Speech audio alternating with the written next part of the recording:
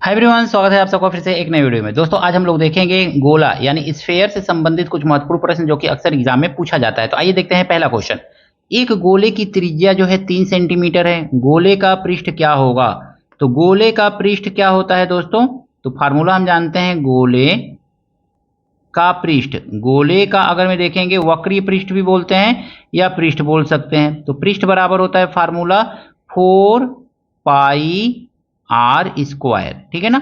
अब चूंकि यहाँ पे देखना है आपको, ऑप्शन के अकॉर्डिंग ही करना है। तो पाई के रूप में ही रखा है, पाई का वैल्यू नहीं रखा है। तो 4 पाई और 3 का स्क्वायर कर दीजिए।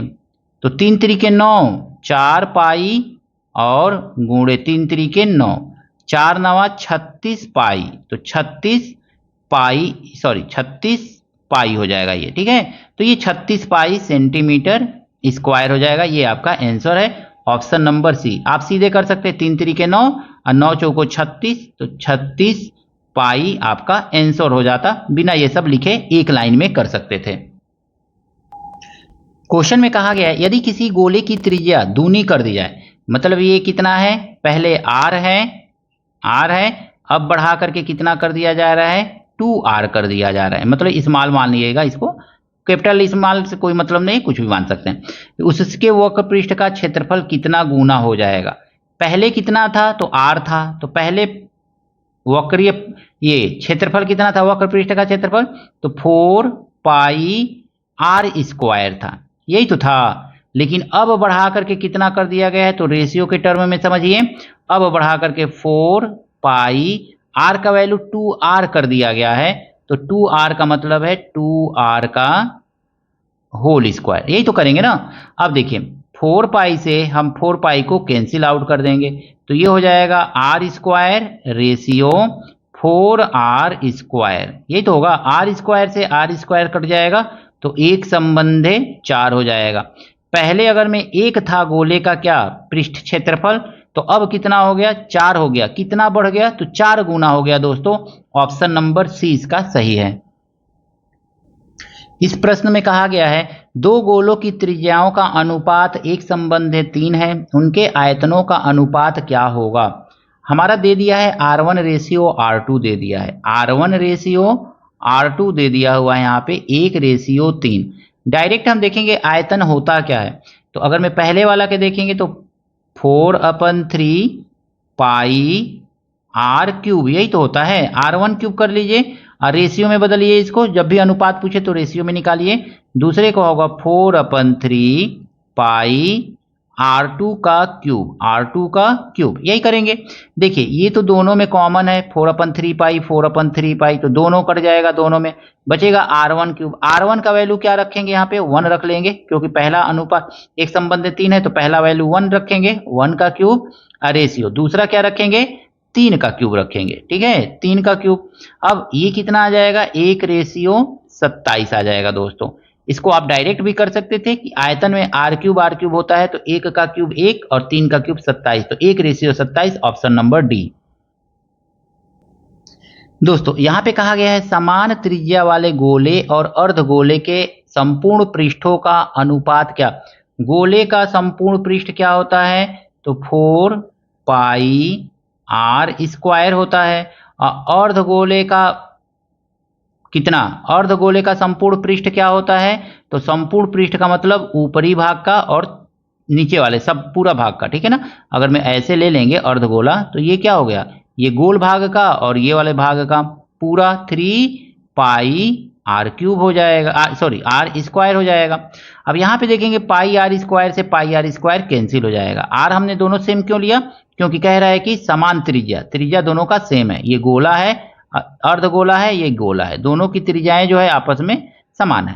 तो अब कितना बचा दोस्तों यहाँ पे, तो 4:3 बचा। यही क्या है, आपका आंसर है, ऑप्शन नंबर ए।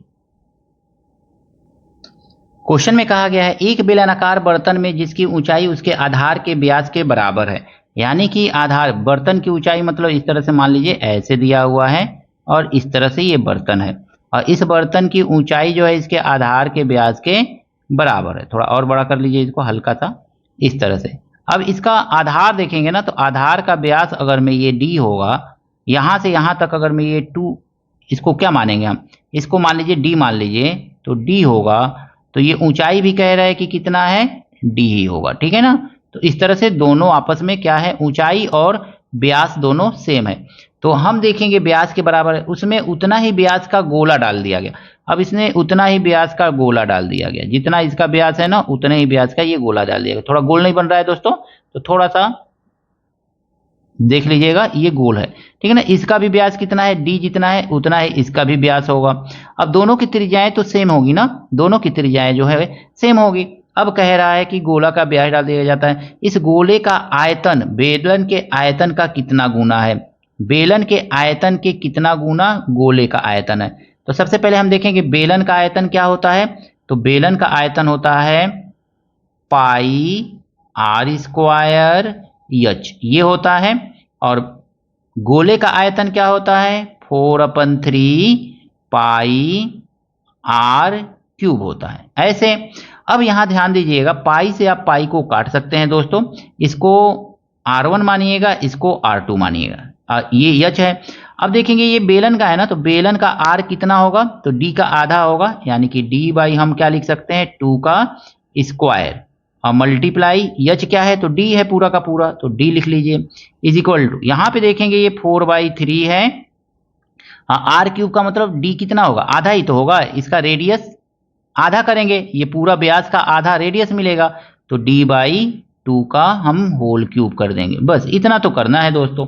अब देखेंगे डी स्क्वायर यहाँ पे मिलेगा, डी स्क्वायर बाई 4, अब multiply D is equal to 4/3 D cube by 4, इतना मिल गया।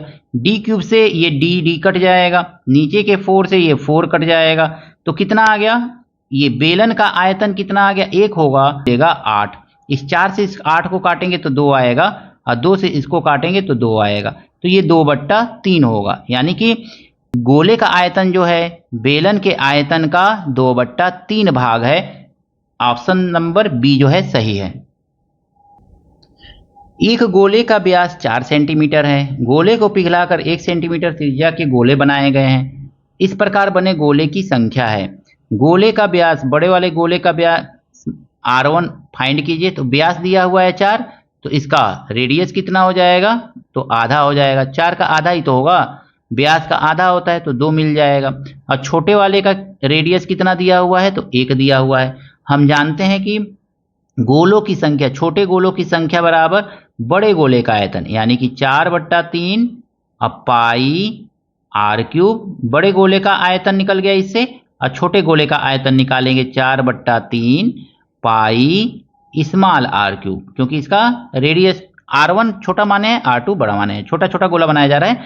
जितना कॉमन है उस कॉमन को तो कट कर दीजिए, हटा दीजिए, तो आपका R, ये R कितना आ गया कैपिटल, तो 2 है, तो आप 2 का क्यूब कर लीजिए दोस्तों, 2 का क्यूब। और ये R कितना है स्मॉल वाला, तो 1 है, तो 1 का क्यूब कर लीजिए, ठीक है।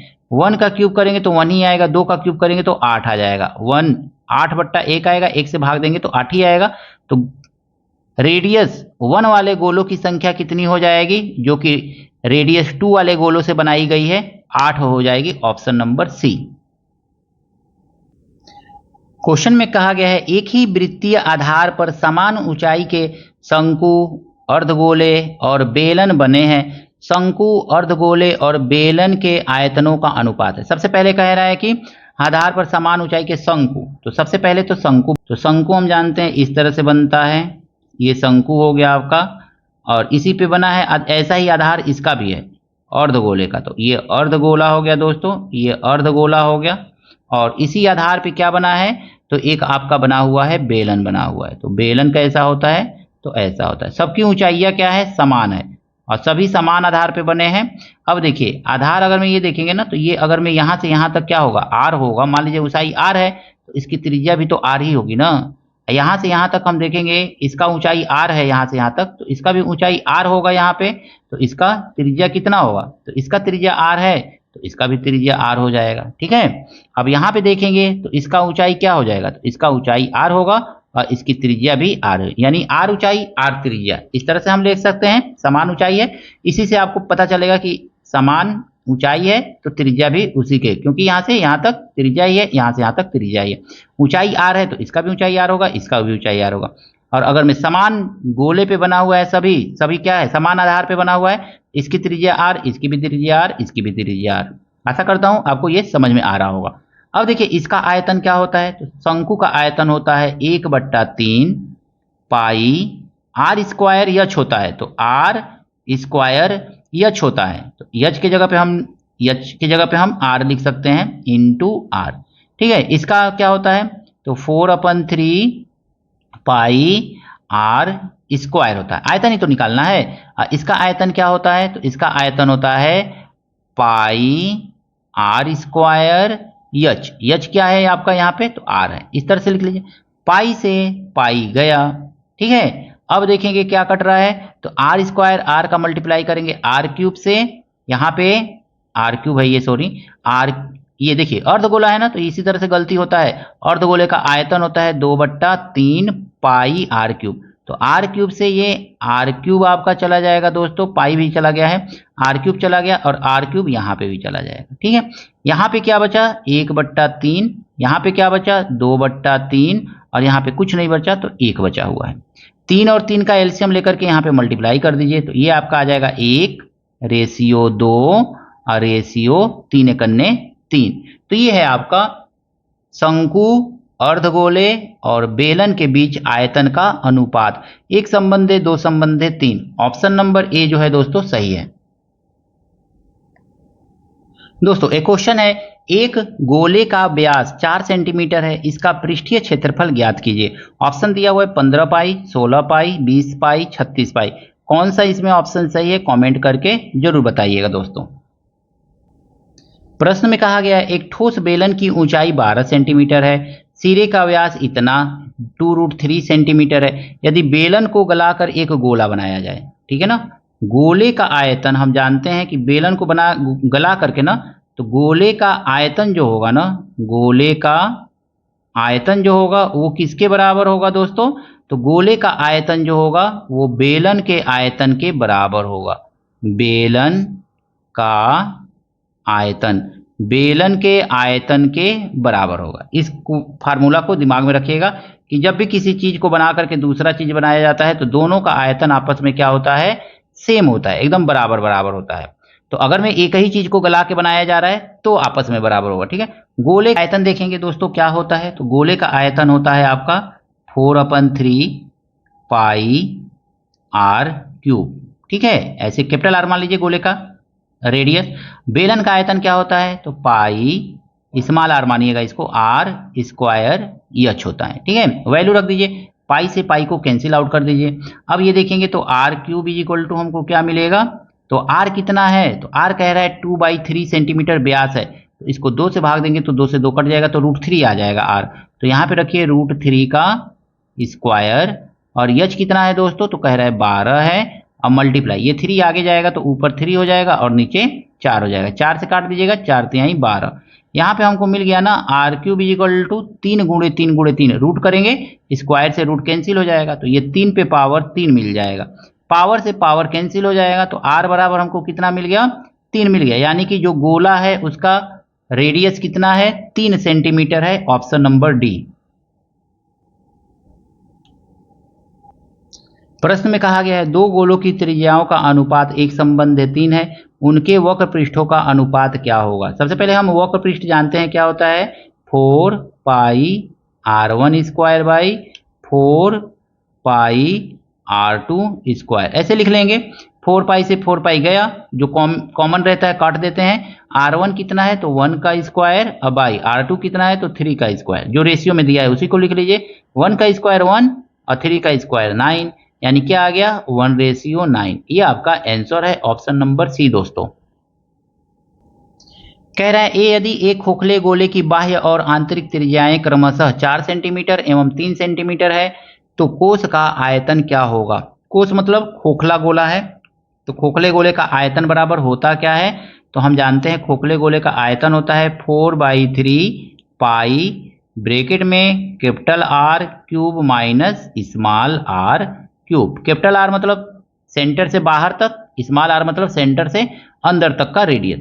अब इसको सॉल्व करेंगे तो 4/3 और पाई का वैल्यू हम रख देंगे यहाँ पे, क्योंकि पाई में आपका आंसर दिया नहीं है, तो 22/7 रख देंगे।